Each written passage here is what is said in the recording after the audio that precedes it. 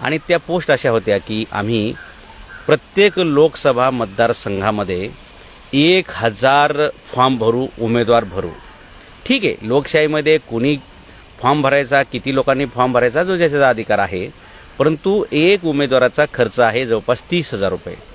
एका मतदारसंघामध्ये जर समजा उत्साही मुलांनी, म्हणजे राजकारणी लोक काय करतात, अल्पवय असणारे, अल्पबुद्धी असणारे, अल्प समज असणारे, अल्प अनुभव असणारे अशा लोकांना पुढं करतात राजकारणी लोक. अशीच काहीतरी ही टूम निघलेली दिसते आणि त्याच्यामुळे मराठा समाजात एक असा मेसेज पसरवला जातोय की आपण 1000 लोकांनी प्रत्येक मतदारसंघात फॉर्म भरायचे. कुठं? खासदारकीला भरायचे. म्हणजे 1000 मुलांनी फॉर्म भरायचं, म्हणजे 1000 मुलांनी त्यांचे कामधंदे सोडायचे आणि ह्या ज्यांचे राजकीय टांगे पलटी झाले तर त्यांचं भविष्य सुधारण्यासाठी ह्या पोरांनी स्वतःचा बळी द्यायचा. बरोबर. आता एक फॉर्म भरायचा म्हणजे तुम्हाला खूप काही तयारी करावी लागते.